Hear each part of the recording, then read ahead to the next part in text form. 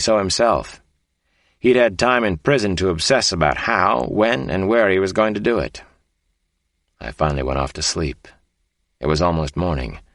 Another day was starting. It really doesn't stop. Chapter 120. There were still two mysteries that had to be solved, or at least dealt with in a better way. There was the mystery of Casanova and who he was, and there was the one featuring Kate and myself. Kate and I visited the Outer Banks in North Carolina for 6 days at the end of August. We stayed near a picturesque resort town called Nag's Head. Kate's clumsy metal walker was gone, though she did carry around a knobby, old-fashioned hickory cane at times. Mostly she practiced karate exercises with the hardwood cane. She used it as a karate stick on the beach, twirling the cane around her body and head with great dexterity and skill. Watching Kate, I thought that she looked almost luminescent. She was back in good form. Her face was close to the way it had been, except for the dent. "It's my stubborn streak," she told me, "and it's permanent until the day I die." It was an idyllic time in many ways. Everything seemed just right for us. Kate and I felt that we both deserved a holiday and much more. We ate breakfast together every morning on a porch made from long gray planks which overlooked the shimmering Atlantic. I made breakfast on my mornings to cook. Kate went to the Nag's Head market and brought home sticky buns and Bavarian cream donuts on her days. We went for long, long walks along the shoreline. We surf-cast for blues and cooked the fresh fish right there on the beach. Sometimes we just watched the shiny boats patrolling the water. We took a day trip to watch the crazy-ass hang gliders off the high dunes in Jockey's Ridge State Park. We waited on Casanova. We were daring him to come after us. So far he wasn't interested. At least he didn't seem to be. I thought of the book and movie The Prince of Tides. Kate and I were a little bit like Tom Wingo and Susan Lowenstein, only mixed together in a different, though equally complex way. Lowenstein had brought out Tom Wingo's need to feel and give love, I remembered. Kate and I were learning everything about each other, the important things, and we were both quick learners. Early one August morning, we waded into the clear, deep blue water in front of the house. Most of the beach community wasn't up yet. A lone brown pelican was skimming the water. We held hands above the low waves. Everything was picture postcard perfect. So why was I feeling as if there were a gaping hole where my heart ought to be? Why was I still obsessed with Casanova? "You're thinking bad thoughts, aren't you?" Kate bumped me hard with her hip. "You're on vacation. Think vacation thoughts." "Actually, I was thinking very good thoughts, but they made me feel bad," I told her. "I know that crazy-ass song," she said. She gave me a hug to reassure me that we were both in this thing together, whatever it was that we were in. "Let's take a run. I'll race you to Coquina Beach," she said. "Ready, set, prepare yourself to lose." We started to jog. Kate showed no signs of a limp. The pace picked up. She was so strong, in all ways. We both were. At the end, we were running nearly full out, and we collapsed in a wall of silver-blue surf. I didn't want to lose, Kate, I was thinking as I ran. I didn't want this to end. I didn't know what to do about it. On a warm, breezy Saturday night, Kate and I lay on an old Indian blanket on the beach.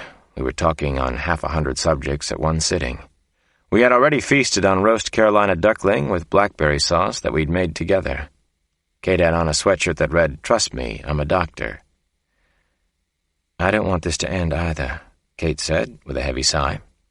Then, "Alex, let's talk about some of the reasons we both believe this has to end."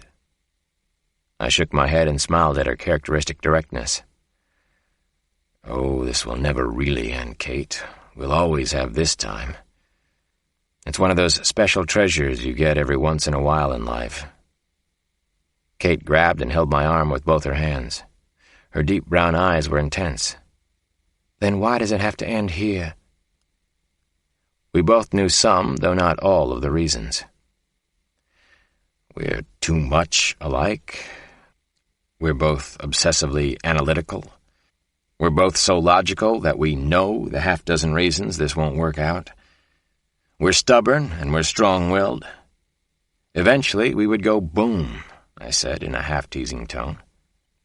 Sounds like the old self-fulfilling prophecy to me, Kate said. We both knew I was telling the truth, though. Sad truth. Is there such a thing? I guess that there is. We just might go boom, Kate said, and she smiled sweetly. Then we couldn't even be friends. I couldn't stand the idea of losing you as my friend. That's still part of it for me. I can't risk a big loss yet. We're both physically too strong. We'd kill each other eventually, Nidan, I told her. I was trying to lighten things up. She squeezed me a little tighter. Don't make jokes about it.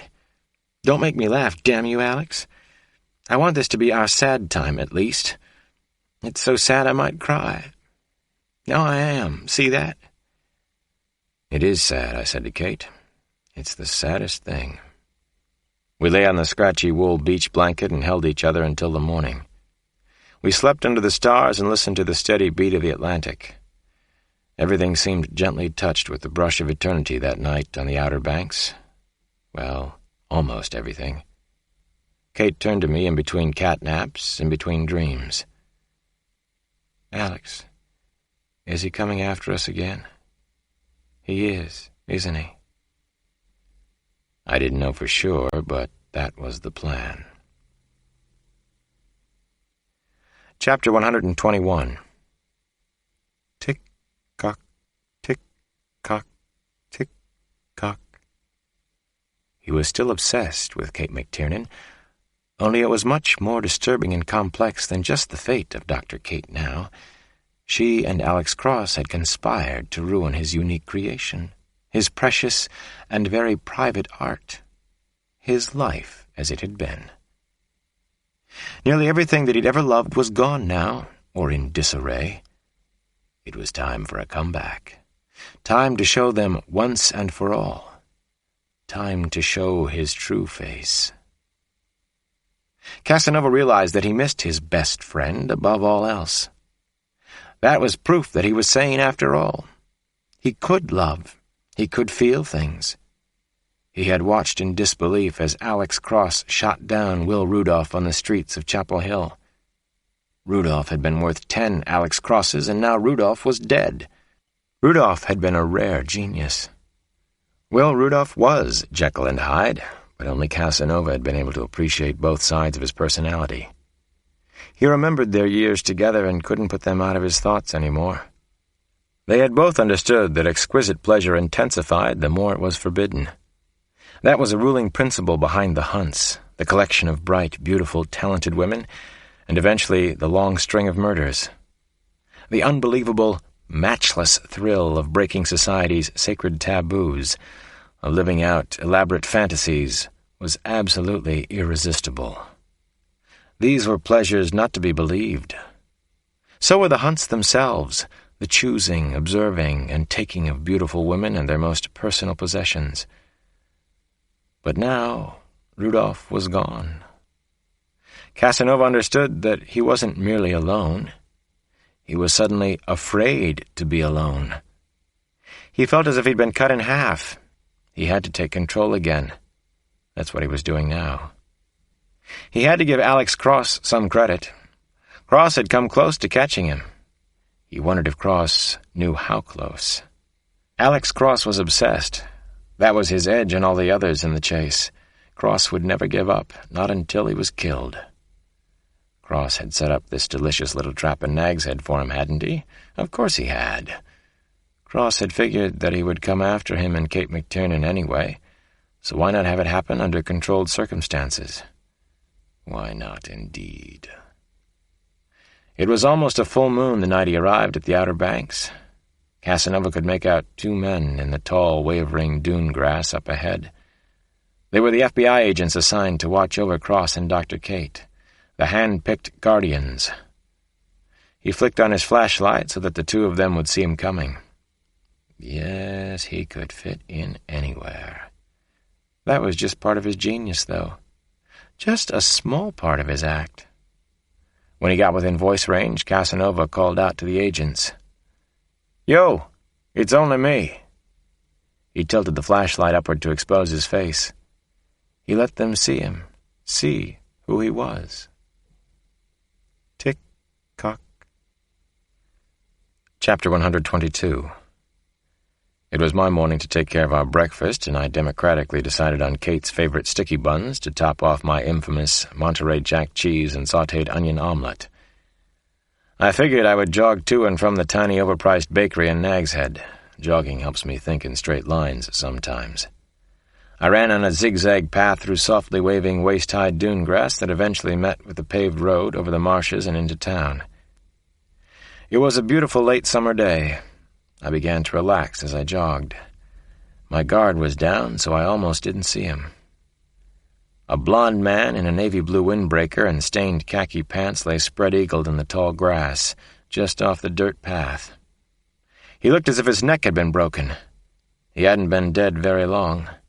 His body was still warm when I felt for a pulse. The dead man was FBI. He was a pro who wouldn't have been easy to take out. He had been stationed out here to watch over Kate and me, to help trap Casanova. The plan was Kyle Craig's, but Kate and I had agreed to it. "Oh, God damn it, no," I groaned. I took out my gun and began to sprint back to the house and Kate. She was in terrible danger. We both were. I tried to concentrate on thinking like Casanova, on what he might do next, what he was capable of doing. Clearly the perimeter defense around the house had been broken. How did he keep doing that? Who the hell was he? Who did I have to fight? I wasn't expecting the second body and almost tripped over it. It was hidden in the dune grass. The agent also wore a navy blue windbreaker. He was lying on his back and his red hair was neatly combed. There was no sign of a struggle. His lifeless brown eyes were staring up at circling gulls and a buttery yellow sun. Another FBI bodyguard dead. I was in a panic now as I raced through the stiff wind and flowing grass to the beach house. It was quiet and still, just as I had left it. I was almost certain that Casanova was already there. He had come hunting for us. It was payback time. He had to get this just right, didn't he? He had to make it perfect. Or maybe he just needed revenge for Rudolph. I raised my Glock pistol and went cautiously inside the front screen door. Nothing moved in the living room. The only sound was the ancient refrigerator humming in the kitchen, singing like a nest of insects. "Kate!" I yelled at the top of my lungs. "He's here! Kate! Kate, he's here! Casanova is here!" I rushed through the living room to the first-floor bedroom and flung open the door. She wasn't in there. Kate wasn't where I had left her minutes ago. I ducked into the hallway again. A closet door opened suddenly. A hand reached out and grabbed me. I swung hard to my right. It was Kate. The look on her face was one of determination and sheer hatred. I saw no fear in her eyes. She put her finger to her lips. "Shh, shh," she whispered. "I'm okay, Alex." "Me too, so far." We proceeded in lockstep toward the kitchen, where the house phone was located. I had to get the Cape Hatteras police here now. They would contact Kyle and the FBI. It was dark in the narrow hallway, and I didn't see the flash of metal until it was too late. A sharp pain shot through me as a longish dart stuck into the left side of my chest. It was a heart shot, perfectly delivered. He'd hit me with a state-of-the-art tensor stun gun. A powerful shock of electrical current streaked through my body. My heart fluttered. I could smell my own flesh burning. I don't know how I did it, but I went at him. That's the problem with stun guns, even an expensive 80,000-volt tensor. They don't always bring down a big man, especially a crazed one with a sense of purpose. I didn't have enough strength left. Not for Casanova. The agile and powerful killer sidestepped me and chopped my neck hard. He hit me a second time and brought me to my knees. He wore no mask this time. I looked up at him. He had a light beard now, like Harrison Ford's at the start of The Fugitive. His brown hair was slicked straight back, longer now and unruly. He was letting himself go a little bit. Was he mourning his best friend? No mask. He wanted me to see who he was. His game had been destroyed, hadn't it? Here was Casanova finally. I had been close with Davy Sykes. I felt sure it had to be someone connected with the Durham police force.